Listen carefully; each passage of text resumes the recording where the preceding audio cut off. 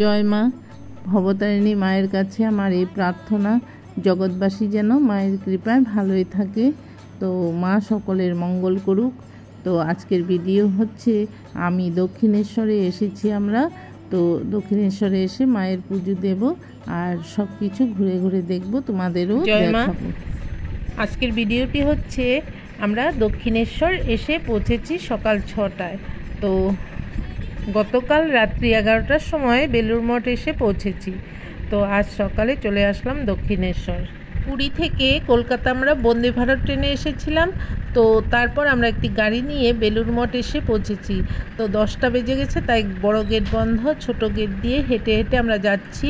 এই তো ঠাকুরের মন্দির দেখতে পেলাম, ঠাকুর খুব সুন্দর নিদ্রা যাচ্ছে। আর এদিকে আমাদের সবার আইডি জমা নিল আর একটি ফর্ম ফিল আপ করলাম। তারপর আমাদের 4 জনকে খাওয়া দিল আর আমরা খেয়ে তারপর আমরা আমাদের রুমে যাব। তো এখানকার খাওয়ার সময় হচ্ছে 9টা। তো আমরা রাত 11টায় এসেছি, তাও আমাদের জন্য খাওয়া দাওয়া রেখে দিয়েছিল। তো রুমে এসে দেখি খুব সুন্দর ব্যবস্থা, সব কিছুই ঠিকঠাক। যদি কারোর ইচ্ছা হয় বেলুড় মঠে থাকার, তো 3 দিনের জন্য আসতে পারো। আমরা এখানে 3 দিন থাকবো। 3 দিন থেকে কলকাতার সব জায়গাগুলি ঘুরবো আর কাল সকালে যাব মায়ের মন্দিরে দক্ষিণেশ্বর।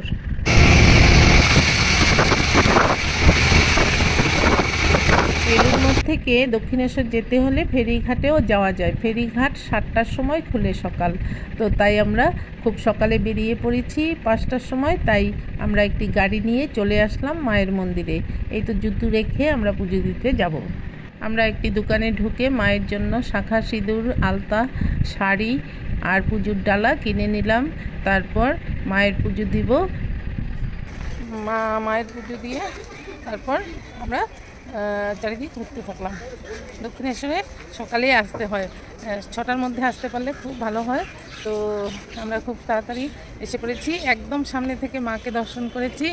আর এত সকালে খুব বেশি 50-60 জন ছিল আর আমরা মায়ের মন্দিরে পুজো দিয়ে দিলাম। আর খুব ভালো লাগলো, এইরকম এত তাড়াতাড়ি কোনো দিন আসতে পারিনি।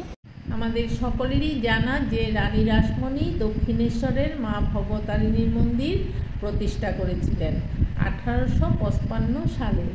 তো রানী রাসমণি 1847 সালে কাশীতে দীর্ঘ তীর্থযাত্রার জন্য প্রস্তুত হয়েছিলেন।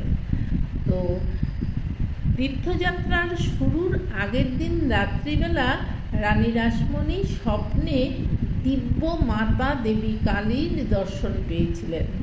মা কালী রানী রাসমণিকে দর্শন দিয়ে বলেছিলেন, বেনারস যাওয়ার দরকার নেই, গঙ্গা নদীর তীরে একটি সুন্দর মন্দিরে আমার মূর্তি স্থাপন করো এবং সেখানে আমার পূজার ব্যবস্থা করো। তখন আমি মূর্তিতে নিজেকে প্রকাশ করব এবং সেই স্থানে পূজা গ্রহণ করব। রানী রাসমণি মা ভবতারিণীর স্বপ্নের দ্বারা গভীরভাবে প্রভাবিত হয়েছিলেন। রানী অবিলম্বে দক্ষিণেশ্বর গ্রামে মাটির খোঁজ করেন এবং ক্রয় করেন। তো এই মন্দির নির্মাণ করতে 8 বছর সময় লেগেছিল আর 9 লক্ষ টাকাও লেগেছিল। রামকুমার চট্টোপাধ্যায় প্রধান পুরোহিত হিসাবে ছিলেন। তো স্নান যাত্রার দিন রানী রাসমণি এই মা ভবতারিণীর মন্দির তৈরি করেছিলেন। তো রামকুমার তার ছোট ভাই গদাধরকে সেই মন্দিরে এনেছিলেন দক্ষিণেশ্বরে। তো রামকুমার সেই মা ভবতারিণীর মন্দিরে 1 বছর পূজা করার পর তিনি দেহত্যাগ করেন। তারপর শ্রীরামকৃষ্ণ এই মন্দিরের পূজার দায়িত্ব নিয়েছিলেন। সঙ্গে তার ভাগ্নে হৃদয় সহায়তা করার জন্য চলে আসেন।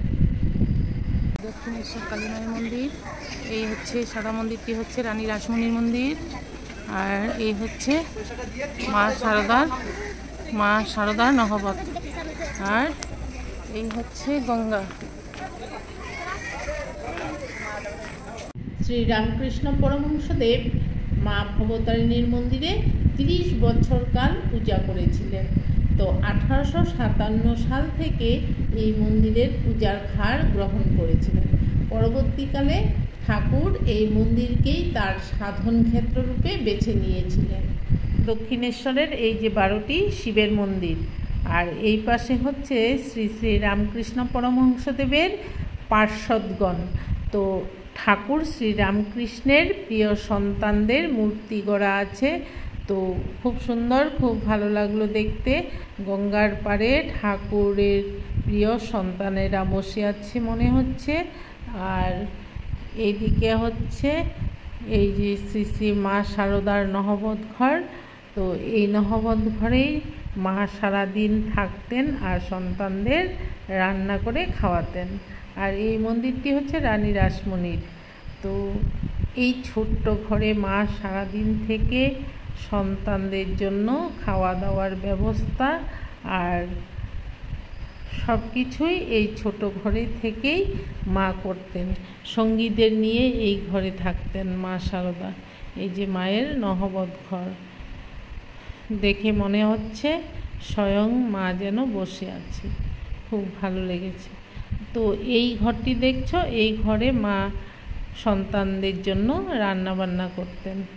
মায়ের নহবতখানা দেখে মনে হচ্ছে মা স্বয়ং বসে আছে।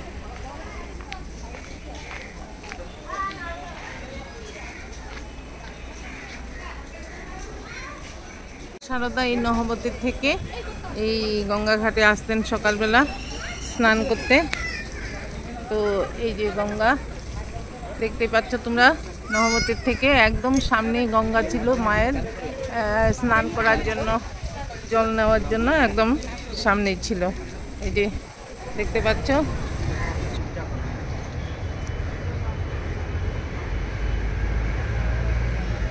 ভবতারিণী মায়ের মন্দির প্রতিষ্ঠার সময় রানী রাসমণি 1 লক্ষ সাধু সন্ন্যাসী ডেকেছিলেন। তারপরও অনেক সাধু সন্ন্যাসীরা এসে এখানে থেকেছেন। মা শারদা, রামকৃষ্ণ পরমহংসদেব এখানে বহুকাল কাটিয়েছেন। এইটি হচ্ছে নাট মন্দির। রানী রাসমণি রাধাকৃষ্ণ মন্দিরে ভোরবেলা কীর্তন হয়, সেই কীর্তন পেয়েছি।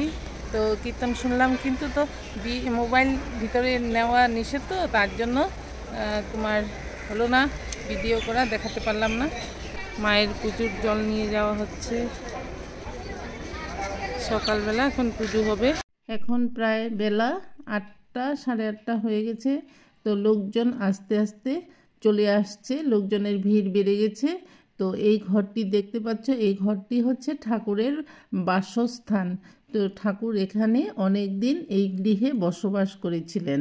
এই ঘরে ঠাকুরের শয়নঘর।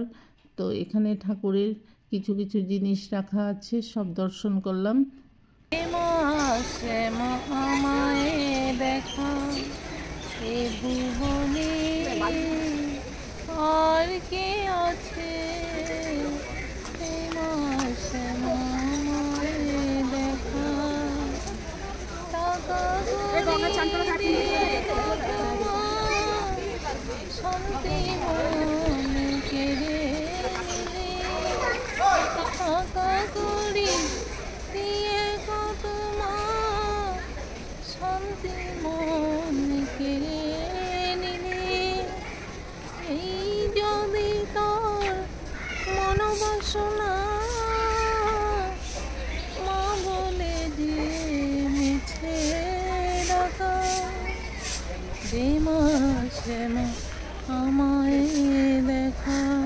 এই হচ্ছে পঞ্চবটী বন।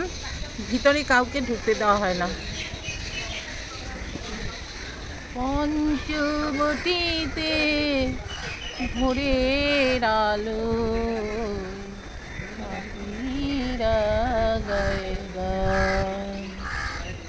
এই রাস্তাটি হচ্ছে পঞ্চবটী বনের যাওয়ার রাস্তা। তো এবার আমি যেতে পারছি না, এই গেট বন্ধ, কাউকে ঢুকতে দেওয়া হচ্ছে না। তো তাই আমি বাহির থেকেই ভিডিও করছি। আর এখানে ঠাকুর 12 বছর সাধনা করেছিলেন। ঠাকুর এখানে তোতাপুরীর থেকে দীক্ষাও নিয়েছিলেন। তো এখানে ঠাকুর 5টি গাছ লাগিয়েছিলেন: অশ্বত্থ, বেল, অশোক, আমলকি, বট বৃক্ষ। এই 5টি বৃক্ষ এখানে ঠাকুর নিজে হাতে লাগিয়েছিলেন, আর বৃন্দাবন থেকে রাধাকুণ্ড শ্যামকুণ্ড থেকে মাটি এনে এই পঞ্চবটিতে রেখেছিলেন। তো এখানে একটি ঘর আছে, আর এদিকে সম্পূর্ণ গাছপালায় বনটি পরিপূর্ণ আছে, ভালো লাগছে। এই পঞ্চবটি বনে ঠাকুর পঞ্চমুণ্ডির আসনে বসে 12 বছর সাধনা করেছিলেন। তো নানান ধরনের এই সাধু সন্ন্যাসীরা এই পঞ্চবটি বনে এসেছিল। এখানে ঠাকুর শ্রীরামকৃষ্ণ অদ্বৈতের সাধনা করেছিলেন। পাঞ্জাবি সাধু তুতাপুরী মহারাজ শ্রীরামকৃষ্ণকে অদ্বৈতের দীক্ষা দিয়েছিলেন। পঞ্চবটি বনে পুকুর আছে, দেখতে পাচ্ছ। মহারাজের সভাস্থলী এসে খুবই আনন্দিত দেখলাম। মহারাজের ভোজন মূর্তি খুবই আনন্দিত হলাম। আমার প্রিয় আছে, খুবই ভালো লাগছে, খুব ভালো লাগলো। ফলহারিণী কালী পূজার দিন শ্রীরামকৃষ্ণ ঠাকুর মা সারদা দেবীকে মাতৃজ্ঞানে ষোড়শী পূজা করেছিলেন। সেই দিন সারা পৃথিবীর লোক জেনেছিলেন যে ঠাকুর মা সারদাকে মাতৃরূপেই সবসময় দেখতেন। মা সারদা একদিন শ্রীরামকৃষ্ণের পদসেবা করতে করতে জিজ্ঞাসা করেছিলেন, আমাকে তোমার কি মনে হয়? তখন শ্রীরামকৃষ্ণ উত্তরে বললেন যে যে মা ভবতারিণী মন্দিরে আছে সেই ভবতারিণী রূপেই আমি তোমাকে দেখতে পাই। ঘরটি ছিল রানী রাসমণির। এখানে রানী রাসমণির সিংহাসন আছে ভিতরে, আর রাজ সিংহাসন আছে, আর তোমার মাতা রানীর রাসমণির ফটো আছে। তো এখানে আমরা ঢুকেছিলাম, আর ঠাকুরের কিছু জিনিস আছে, আর ঠাকুর আছে এখানে। মায়ের ভোগ, শঙ্খ, কাশি, ঘণ্টা, শঙ্খ পূজার যাবতীয় জিনিস এখানে পাওয়া যায়।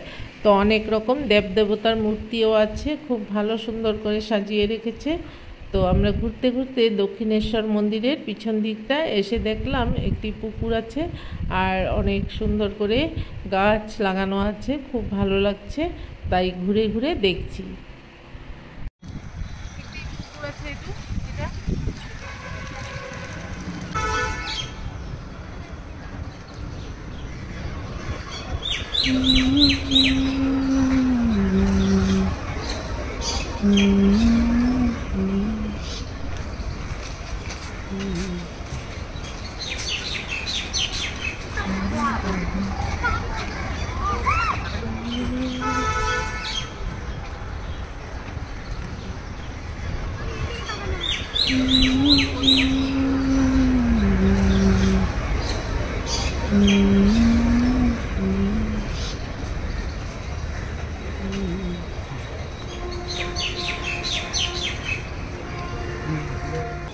আমাদের দক্ষিণেশ্বর মন্দির ঘোরা হয়ে গেল।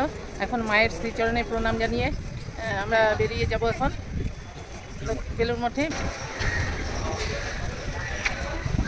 আমরা বিদায় নিই। তখন দক্ষিণেশ্বর থেকে বেরিয়ে এলাম ফেরিঘাটে।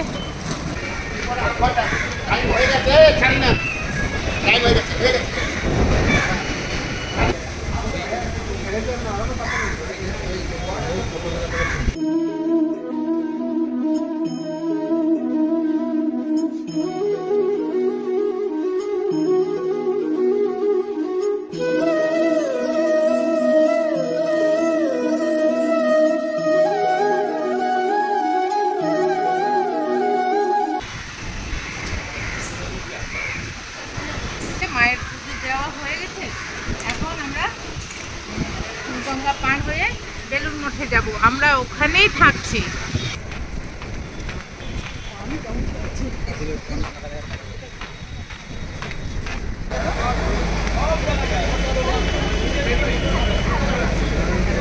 আমি লঞ্চ করছি,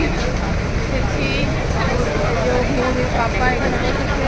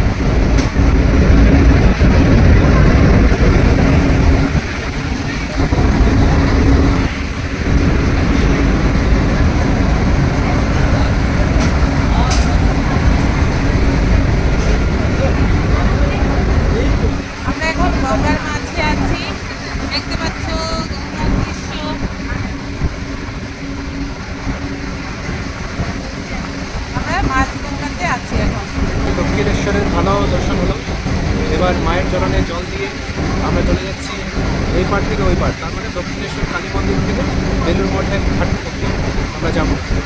এবারে আমরা রাত্রিতে ওইখানে গিয়েছি, এর জন্য আমাদের জন্য সকাল সকাল মায়ের দর্শন করাটা খুবই আনন্দময় হয়েছে। আর একটুকু ভিড় পাইনি আমরা, লাইন একদমই ছিল না। আর এখানে গিয়ে আমাদের সুন্দর দর্শন হয়েছে। যখন আমরা আসতাম তখন আমরা কলকাতা শহরে থাকতাম হোটেল নিয়ে, আর ওইখান থেকে আস্তে আস্তে আমাদের 10টা বেজে যেত, যে ফলে আমাদের অনেক লাইনের সম্মুখীন হতে হতো। কিন্তু এইবার যেহেতু আমরা বেলুড় মঠে রাত্রে ছিলাম, সকালবেলা আমরা মায়ের দর্শনের জন্য 20 মিনিটের থেকে 25 মিনিটের ভিতরে নিয়ে গেছি। আর 6:30 নাগাদ আমরা পেয়ে মার দর্শন করেছি। খুব ছোটো লাইন ছিল আর গরম ছিল না, তখন সূর্যটা উপরে কতটা ওঠেনি, তো সূর্যের তাপও ছিল না। সুন্দরভাবে আমরা মায়ের দর্শন করলাম।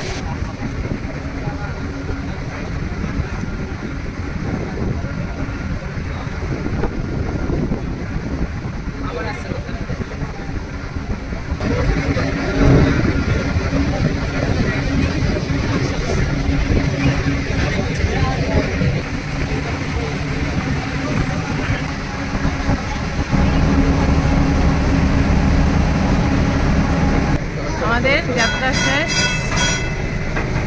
এখন আমরা এই পথ দিয়ে নামবো। তো আমরা এখন বেলুড় মঠ আবার যাচ্ছি।